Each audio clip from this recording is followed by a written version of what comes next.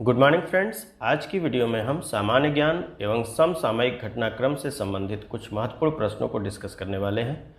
तो आइए video start करते हैं। पहला प्रश्न है, विश्व आर्थिक मंच WEF द्वारा जारी वैश्विक यात्रा और प्रतिस्पर्धात्मक सूचकांक 2019 travel and tourism competitiveness index 2019 में भारत किस स्थान पर है? तो इसका आंसर होगा 34वें स्थान पर। और जानकारी के लिए बता दूं कि 2013 में भारत 65वें स्थान पर था। चलिए दूसरा क्वेश्चन देखते हैं। 20 जनवरी 1957 को भाभा परमाणु अनुसंधान केंद्र ट्रॉम्बे यानी मुंबई में बनाए गए भारत के पहले परमाणु रिएक्टर का नाम क्या था? बहुत ही आसान प्रश्न है। इसका उत्तर होगा अप्सरा। 2010 में इसे बंद कर दिया गया था और 2018 में पुनः अप्सरा अपग्रेडेड के रूप में संचालन शुरू किया गया। तीसरा क्वेश्चन है, राष्ट्रीय मतदाता दिवस कब मनाया जाता है? तो इसका आंसर होगा 25 जनवरी को। चौथा क्वेश्चन है, 1905 में कांग्रेस के बनारस अधिवेशन की अध्यक्षता किसने की थी? इसका आंसर होगा गोपाल कृष्ण गोखले। पांचवा क्वेश्चन है, वर्ष 2021 में भारत की साक्षरता दर है, तो इसका आंसर होगा 77.7%। 1947 में साक्षरता दर थी 12%। अगला क्वेश्चन है, क्वेश्चन नंबर 6, किस समिति के सुझाव पर 1953 में विश्वविद्यालय अनुदान आयोग यानी UGC का गठन किया गया? तो इसका आंसर होगा राधा कृष्णन समिति। क्वेश्चन नंबर 7, माध्यमिक शिक्षा आयोग का गठन कब हुआ? इसका उत्तर होगा 1952-53 में। अगला प्रश्न है, प्रश्न संख्या 8, भारतीय संविधान के किस अनुच्छेद के तहत 6 से 14 वर्ष के सभी बच्चों को अनिवार्य व निःशुल्क शिक्षा का प्राविधान किया गया है? तो इसका आंसर होगा अनुच्छेद 45। आर्टिकल 45 के अंतर्गत 6 से 14 वर्ष के सभी बच्चों को अनिवार्य व निःशुल्क शिक्षा का प्राविधान किया गया है। चलिए क्वेश्चन नंबर 9 देखते हैं। भारतीय संविधान का कौन सा अनुच्छेद निर्देश देता है कि सरकार की तरफ से अनुसूचित जातियों, अनुसूचित जनजातियों तथा पिछड़े वर्ग की शिक्षा की विशेष व्यवस्था की जाए? तो इसका उत्तर होगा अनुच्छेद 46। अनुच्छेद 46 निर्देश देता है कि सरकार की तरफ से अनुसूचित जातियों, अनुसूचित जनजातियों तथा पिछड़े वर्ग की शिक्षा की विशेष व्यवस्था की जाए। क्वेश्चन नंबर 10 देखते हैं। पहली राष्ट्रीय शिक्षा नीति 1968 में त्रिभाषा मूल सूत्र क्या था? इसका उत्तर होगा अंग्रेजी, हिंदी और एक स्थानीय भाषा। पहली राष्ट्रीय शिक्षा नीति 1968 में त्रिभाषा मूल सूत्र था, अंग्रेजी, हिंदी और एक स्थानीय भाषा। प्रश्न संख्या 11, नई राष्ट्रीय शिक्षा नीति 1986 में किस वर्ग की शिक्षा पर अधिक बल दिया गया? इसका उत्तर होगा महिलाओं और वंचित वर्गों की शिक्षा पर। प्रश्न संख्या 12, नई राष्ट्रीय शिक्षा नीति 2020 का प्रमुख लक्ष्य है। पहला इसमें विकल्प है वर्ष 2030 तक सकल नामांकन अनुपात GIR 100% करना।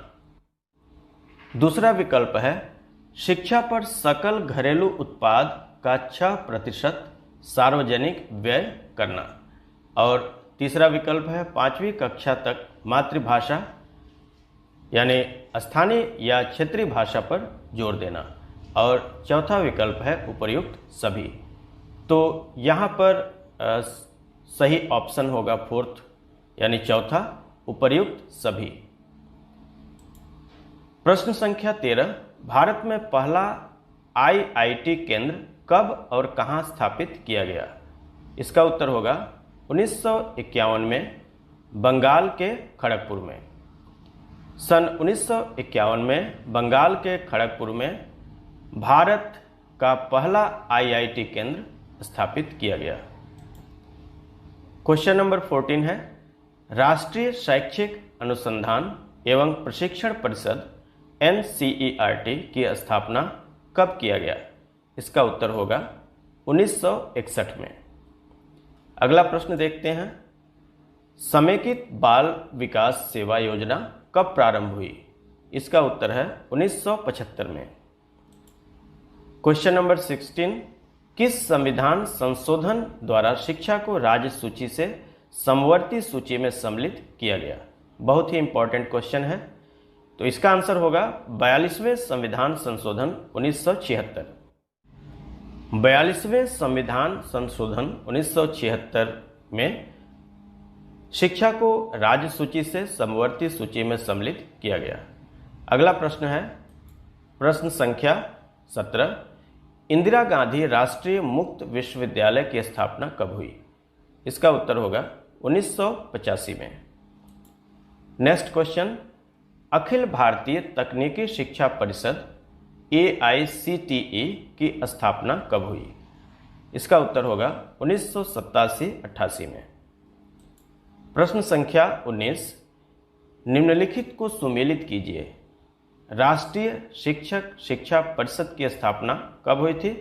1993 में।